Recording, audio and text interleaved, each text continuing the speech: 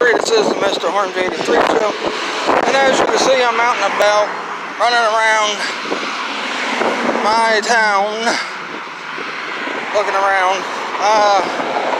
Anyway, today I'm doing a ranking of Batman movies from worst to best. Now a lot of these are my personal opinions on them. Some of them are not my personal opinions on them, but most of them will be personal opinion and my preference for what these Batman movies gonna do. So first off, there's no doubt which is the absolute worst Batman movie ever, and that is Batman and Robin. Oh my God. Now look, I did say I felt Arnold Schwarzenegger was one of the best parts of the movie, and people may or may not agree with that, but that's the way I feel. But yeah, I mean, the way to use Bane, the way the way to use Bane, the cast was lame, the storyline was lame, the whole plot was just, crazy. And George Clooney's Batman really sucked. And honestly, I wish they would have never cast George Clooney as Batman. But that's how it is. Alright, so next up, of course, although this movie was not as bad as Batman and Robin, it still was pretty bad in my opinion. Only because of how Jim Carrey was pretty much 2.0, and then Two-Face was Joker 2.0. Instead of Two-Face, and I'll talk more about that while I'm breaking down this. Alright, so, Batman Forever. Now, first off, I thought Val Kilmer did alright as Batman. I would have preferred to see Michael Keaton back in the role, but that just didn't happen because reasons. They either didn't want to pay Michael Keaton, or they wanted to go in a different direction. Whatever the case, I thought Val Kilmer did alright. And I say alright because he could have done things. He could have acted a little. He could have been in the backseat. It was more like Val Kilmer was being Val Kilmer in a Batman movie. You don't see him in the bat suit that much throughout the movie. And that's the thing with Michael Keaton.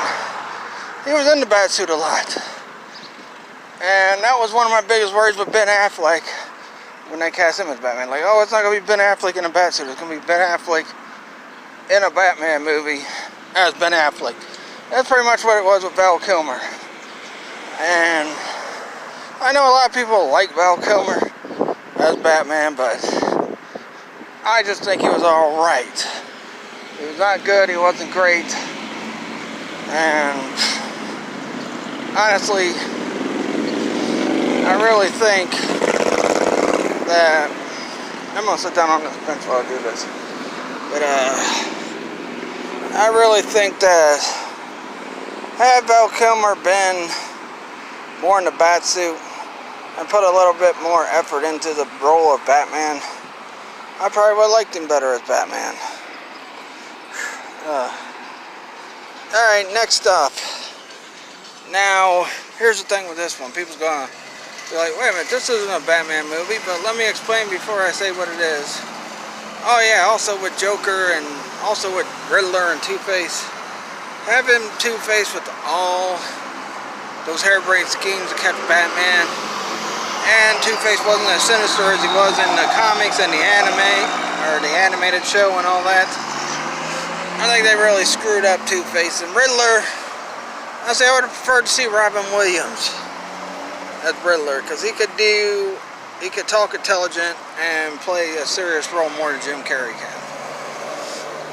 By the way, did you see the new Sonic the Hedgehog trailer? It's totally random. I'll talk more about that later on. Alright, next up. This is a Batman movie disguised as a Superman sequel. and that is Batman versus Superman. From the way it starts to the way it ends, the main focus was Batman. Not enough Superman. Lex Luthor was played by Lex Luthor Jr. was played by Jesse Eisenberg, who, yeah, he was a bit over the top with it. But personally, I liked Batman v Superman. I also thought Eisenberg was decent as Lex Luthor. Now, is he iconic and legendary Lex Luthor? No. Because he was a bit over the top with it, but honestly, he wasn't the worst part of the movie. Also, the whole plot, the whole Martha thing really annoyed it, and the whole way they were just pretty much using this movie to set up a Justice League movie, and Suicide Squad, and Aquaman, and Wonder Woman, and blah blah blah blah blah blah blah. Anyway, so yeah, Batman v Superman is mainly a Batman movie, even though it's supposed to be a Superman sequel. And I think I thought Henry Cavill did well as Superman. I don't know why people hate on him. I liked him in Man of Steel. Man of Steel I thought was a good movie, and a lot of people over the years have come lukewarm to Man of Steel. I'm pretty sure they'll come lukewarm to Batman v Superman eventually. Anyway, but yeah. So, Man of Steel. So, Batman v Superman really was a terrible Batman movie. Now, here's where we get to in between the great and the worst. In between the best and the worst. So, next up is the Batman movie based on the 1966 show. This is good and bad in a way, because it's good because of all the campy, goofy silliness of it, and it really did what the TV show did at that time. And it was bad because of the same stuff I just said. So yeah, and with the shark that bit Batman on the leg, and he used the shark, we could have got a more realistic looking shark and used a bat repellent to kill that shark. But yeah, or shark repellent, my bad. Shark repellent, made by Batman. Yeah, so Batman 66 movie was pretty much a good and bad movie. So, alright, next up on this list is one I think is an underrated Batman movie in my opinion. And that is Batman The Dark Knight Rises. Now, it did come off of the vastly popular Dark Knight movie, but honestly, the way they utilize Bane in this, how, you think he's the mastermind through the trailers and that, but you're like, oh, Bane was never a mastermind. He was always a puppet or, a soldier for the true mastermind. And, they pretty much played out throughout the whole movie that Bane's just like a mastermind, and I thought Tom Hardy did really good as Bane. But when they revealed that Talia al Ghul was the true mastermind, that really made me happy, because that's the way it should have been. Now look, yes, does Batman Dark Knight Rises have some problems? Yeah. Some of the plot is not that, good or clear-cut and all that, but I still think it's a good Batman movie. That whole Dark Knight trilogy was pretty good Batman movies in their own ways, and there were some plot holes in it, but yeah. So next up is the first in the Dark Knight trilogy, which is Batman Begins, which... one of my biggest issues when I first seen the trailers for this is who they had as Ra's al Ghul. Now, yeah, the guy they had as Ra's al Ghul kind of looked like Ra's al Ghul, except for without the hair. But the main thing is, it wasn't really Ra's al Ghul, because you find out later in that movie, spoilers ahead, I'm sure people have seen Batman Begins by now. It's been out since '05. If you haven't seen it, I don't know what you're doing. But yeah, Batman Begins. And one of the best things about it was I liked the fact they finally put Scarecrow and Ra's al Ghul in. Even though they were calling Ra's al Ghul Ra's al Ghul, and then you find out that it was really Liam Neeson as Ra's al Ghul instead of freaking the guy that Batman had killed at the beginning. And what else? And the fact that they implemented Scarecrow, but my problem is there was not enough of Scarecrow or Ra's al Ghul in this movie, honestly. I would have preferred to see a lot more of them in this movie. And yeah, there's a lot of random stuff that, there's a lot of plot problems, like, frickin' that main mob boss, I forgot his name. But Bruce Wayne goes to try to kill him, even though he had the guy that killed his parents that killed Batman's parents. And he's gonna go in after him. That make no sense. And like I said, some of the other extra plot stuff really didn't make a lot of sense, but because nothing was followed up on in the following movies after that. Like, yeah, you still had the Scarecrow and, a plan by Ra's al Ghul's daughter to set things up with Talia al Ghul. But other than that, none of the freaking stories, pretty much none of the stories they used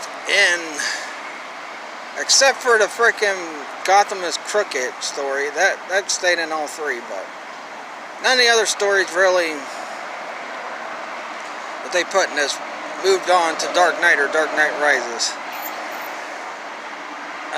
Okay, so now next up is a movie I'm sure a lot of people would probably pick number one, or pick as the best, but I got a couple other movies that I like better than that one. Alright, first off, Batman The Dark Knight. Now, I like this movie. I think it's a really good Batman movie. Is it the best Batman movie? No. Well, actually, it depends on your preference. If you prefer the old Tim Burton ones over the Dark Knight trilogy, then you'll say the two Tim Burton ones are the best. But, anyway, but, yeah, I like The Dark Knight. I like the way Heath Ledger played the Joker instead of, the way Jack Nicholson played him, which I'll talk about Jack Nicholson later on. The way Jack Nicholson played the way Heath Ledger played the Joker was a very sinister, creepy type of Joker.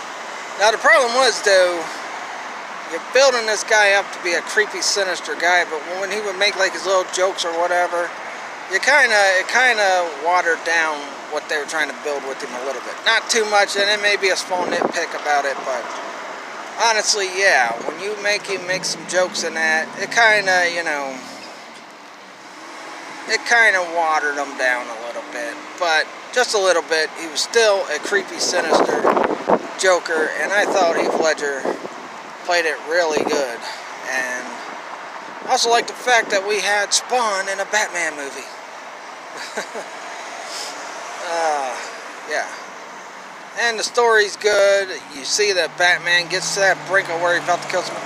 Even though he does kill Two-Face, and I do like the Dark Knight's portrayal of Two-Face a lot better than I did Batman and Robin's portrayal of Two-Face. Batman does kill, I thought he'd kill the Joker, but he ends up killing Two-Face, which I was hoping what they would have done is set up Two-Face to be the villain in the next Batman movie after that, which was Dark Knight Rises, but they went with Bane. But I would have liked to see Two-Face. Two-Face got better treatment, but he wasn't. He was mostly Harvey Dent through the movie. Then at the end, he becomes Two-Face and then goes crazy and all that stuff, and then Batman has to kill him, and, they have to build this whole lie about, it wasn't Harvey Dent that killed those crooked cops. It wasn't Harvey Dent that did all this other bad stuff. That Harvey Dent was already dead, blah, blah, blah, blah, blah, and, that Batman did it, that killed everybody. So, yeah. Alright, now to my opinion, the three best Batman movies ever, and one of them is going to be an animated movie. Now, I would do a best Batman animated movies, but there's so many, and it's hard to keep up with just one, a bunch of them, and which ones I think are good and which ones are actually good, you know, so. But for the third best Batman movie ever, and I might be biased because I grew up on this one, Batman Mask of the Phantasm. I mean, it took everything that was great about the 90s animated series and expanded upon it with, you know, the depth they put into it. The story was good, the storytelling, the emotion in it was good, everything. And Batman, and you know, you've heard me talk about Batman Mask of the Phantasm all the time when I talk about Batman movies. And I hold it up there as the best Batman movie with the next two I'm getting ready to say. So, the second best Batman movie ever, and a lot of people, now look, these picks could have flip-flopped either way. And like I said, this is my opinion on these, but the 89 Batman movie, the first one with Michael Keaton and Jack Nicholson, I thought Jack Nicholson did a good job being that dark and lighthearted Joker, because he pretty much played a dark and lighthearted Joker throughout the movie, and he did it pretty well. You see the moments where he's really dark, and then you see the moments where he's really lighthearted, and that's something Jack Nicholson did really good, and that's something Heath Ledger couldn't capture in The Dark Knight, because Heath Ledger was more of the crazy, creepy, sinister Joker, and Jack Nicholson was more of the creepy, sinister, lighthearted Joker, which I thought was a pretty good thing. I mean, the whole story of the movie was good. Only issue I have with it is it was Joker that killed Batman's parents, so he wants revenge on Joker. He drops Jack Napier in the acid on purpose, it looks like, and like, oh, that's the end of Napier, so I don't have to worry about him. And then it finds out he's the Joker now, and you know. And I think not enough Bruce Wayne or Batman in this movie. I did not see enough to know it's a Batman movie, but not enough of Bruce Wayne and Batman in this first movie. We did see a lot more of that in the one I'm getting ready to say is the best Batman movie in my opinion. So next up is Batman Returns. Now, they really balanced this movie out really good. I mean, Michael Keaton plays Batman really good like he did in the first one. He also plays Bruce Wayne really good. They explored more of the Alfred Bruce Wayne storyline. Bruce Wayne falls in love with Selina Kyle. And, you know, Selina Kyle with the whole... And, you know, people say, oh, there were two villains in the movie, Penguin and Catwoman. No, there was three. Max Schreck was a villain. Catwoman and Penguin. But Catwoman was kind of an anti-hero in this movie. And all she wanted to do was get, you know, Schreck back for killing her. She really didn't do anything too bad except for blow up one of Max Schreck's, you know, stores or whatever. But, you know, overall, yeah, I love the Batman Returns. It's always going to be my favorite Batman movie. And like I said, this one or the 89 Batman movie could have flip-flopped. This one could have been 2, and the 89 one could have been 1. But, you know, I did like Batman Returns a little bit better than I did the first Batman movie. I still loved it, but I liked it a smidge bit better than the first Batman movie. And you'll find out in my review when I talk about it tomorrow. But, and I apologize for not reviewing Batman Returns last week. Just a lot of things were going on and I didn't have time to, so since I didn't have time to, I just decided not to do it. But yeah, that'll do it for this one. Please like this video, leave a comment, subscribe for more, follow me on my Twitter at MrHornby83, and let me know in the comments if you agree with my list, if you disagree, or, you know, let me know what you think of the Batman movies overall. And I wish douchebags would quit beeping. because they're stupid. But anyway, that'll do it for this video. I'll catch you guys later. See you tomorrow for the Batman Returns review, which will be my final Batman Month episode for this year. I will bring Batman Month back next year because I'm a big Batman fan. Next week starts X-Men Month, which I'll talk more about that tomorrow on the Batman Returns review. Catch you guys later. Peace out.